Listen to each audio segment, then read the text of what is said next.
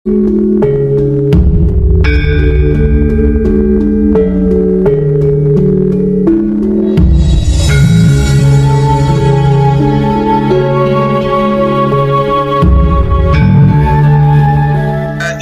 kayak sweeping, yang mencari-cari Kiai Imad, dan ketika yang ada saya dikejar gitu.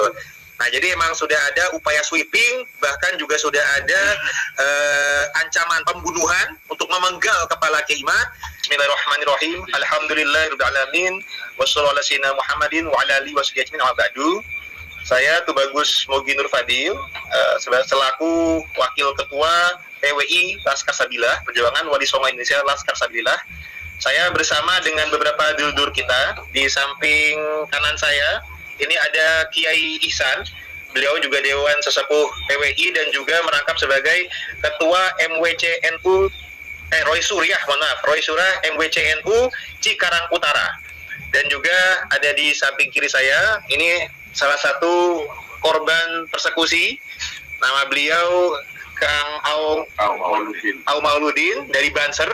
Juga di samping beliau ada Ki Anom, ini Panglima PWI Laskar Sabilillah Jawa Barat. Dan juga ada Kiai Asep selaku tuan rumah, kami sedang ada di Pondok Pesantren Manbau Hulu sebagaimana tempat transit dari rencana lokasi acara yang kita akan datangi. Juga ada Kang Renaldi selaku panitia juga di Kerawang. Juga di sebelah kanan tadi ini juga ada beberapa, yang ini nih yang ada korban juga santri NU yang menjadi korban persekusi dari kelompok preman radikal pendukung Kadip. Nanti juga ada santrinya beliau juga, ada supir ya, yang mengamankan juga dari ini. Jadi saya jelaskan kronologinya ya, Kiai. Jadi per hari ini ada undangan dari Kiai Junaid Al-Baghdadi di Kerawang untuk acara Haul Syekh Abdul Qadir Al-Jailani, di mana beliau adalah penasehat ya, dan kasepuhan dari PWI, di mana PWI esok hari di malam Senin itu mau ada acara pelantikan di Kerawang. Nah, ketika ada pelantikan Kerawang, acara H-1 ya kita rencana diundang buat silaturahim persiapan untuk acara besok. Nah, jadi acaranya Kiai Junaid Al-Baghdadi ini sudah ada pengamanan yang full di lokasi acara. Nah, terus kami beberapa dari PW ini diundang. Undangan utama yang diharapkan sebenarnya memang adalah Kiai Imaduddin Usman Al-Bantani. Nah, itu dan untuk kalau besok ya Kiai Umat dan juga Kiai Abbas Buntet. Nah, yang per hari ini yang diharapkan hadir Kiai Abbas sama Kiai Imat tidak pada bisa hadir. Rencana diwakili oleh petinggi-petinggi PWI yang bisa hadir. Dalam hal ini saya, Kiai Ihsan dan Ki Anom tadi, yang insya Allah berupaya berniat baik menghadiri undangan dari Kiai Junaid. Nah, dari panitia ada instruksi untuk kami tempat transit adalah di pesantren Manbau Ulum.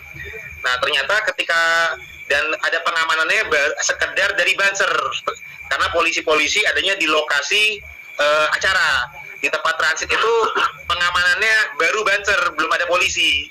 Nah, awalnya pihak panitia mengira akan aman-aman saja karena ada kabar kan Kiai Imad tidak hadir. Jadi kalau Kiai Imad nggak hadir, disangkanya akan fine-fine saja gitu, Gus Yai.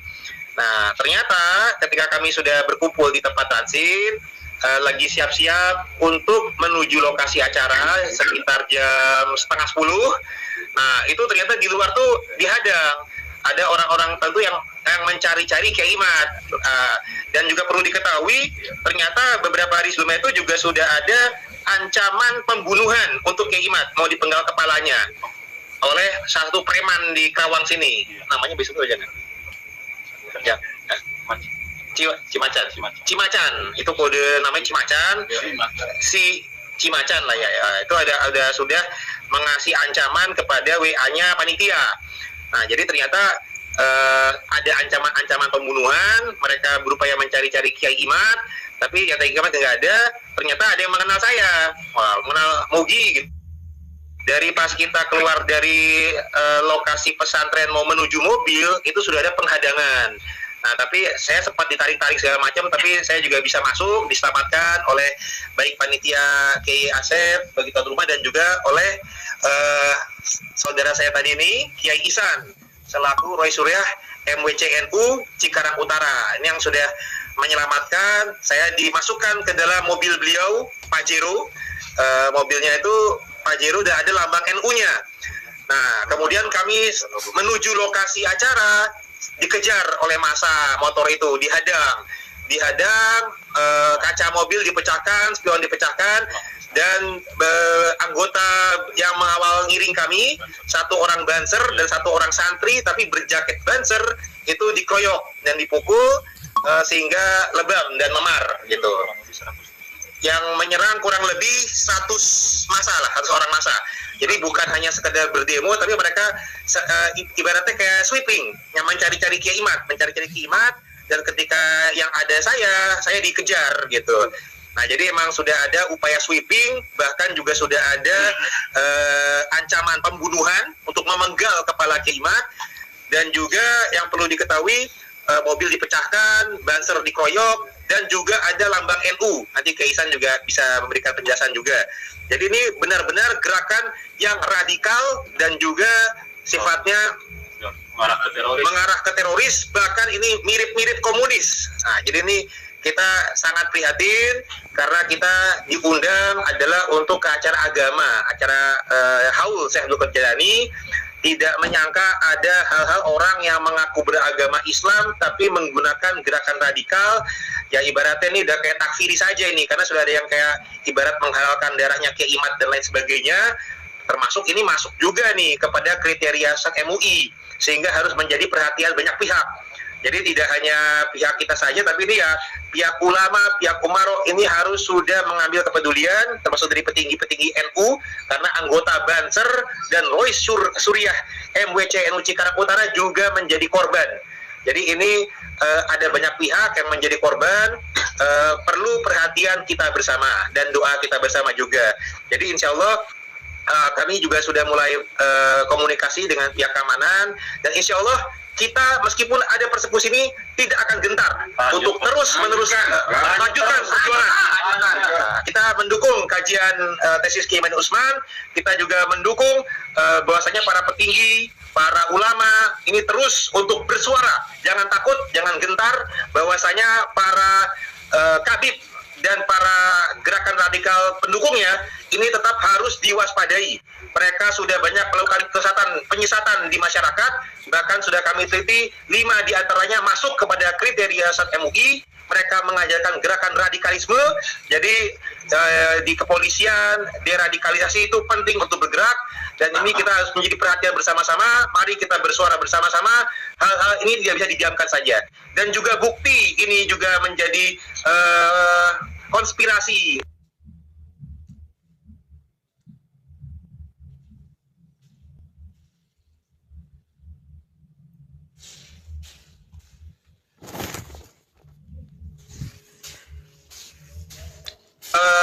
Konspirasi kelompok Habib, karena ternyata upaya persekusi ini direkam oleh pihak mereka dan disiarkan juga oleh Sayyid Bahar bin Smith Official. Artinya ini Bahar bin Smith dan kroni-kroninya ini terlibat dalam upaya berencana. Sudah sistematis.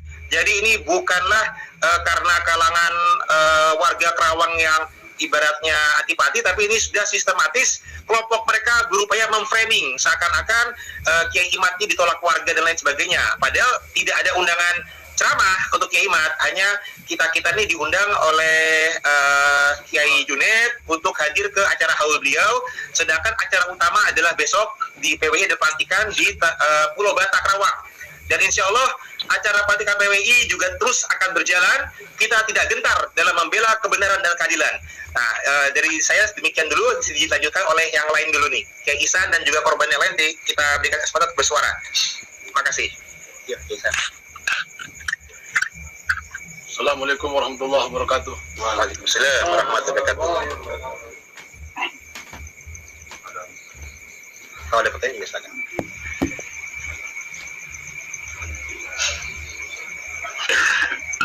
Dalam kejadian ini saya merasa sangat sedih dan geram.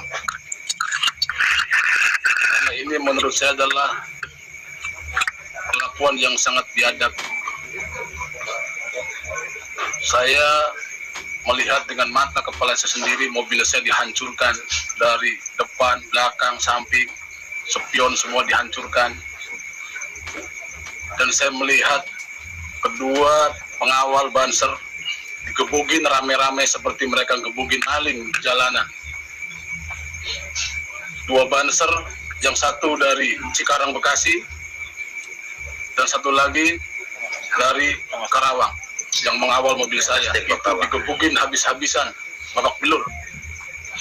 Bahkan yang membuat saya sangat sedih adalah logo NU, tulisan Nahdlatul Ulama yang besar di kaca belakang mobil saya digedigin habis, dipukulin terus sampai hancur, dan logo Banser di depan mobil saya pun digedigin, diinjak-injak.